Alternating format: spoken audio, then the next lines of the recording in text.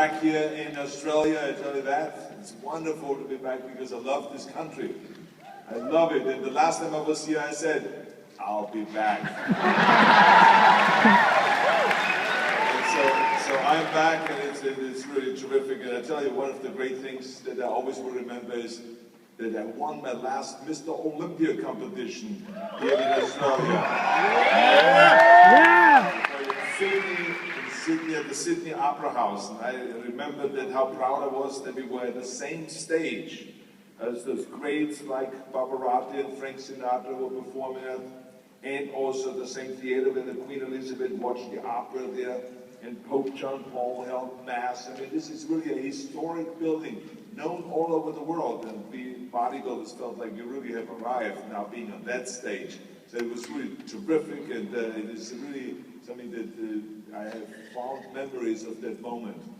But every time I come back to Australia, there is, one more thing that I fall in love with. I remember when I originally came to Australia, I fell in love with the miles and miles of wonderful and beautiful beaches that you have here. Then later on, when I came back and promoted my movies, I loved the fans. Oh, they received me with open arms every time, and the movies were very popular here, so I loved that.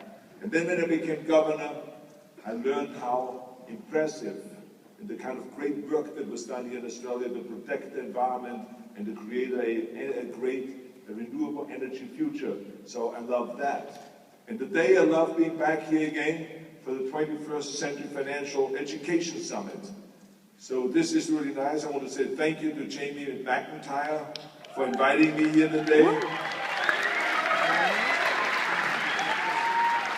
Jamie, I love that you call yourself a PhD in results, because I am a professor of action. So I think that we're going to get along really well. But in all seriousness, I want to say thank you to him for really helping hundreds of thousands of people discover their potential. And it is great to work with him here on this seminar, on this lecture. And of course, before I do a lecture like this, I always do an informal poll, because I want to know exactly what does people want me to talk about.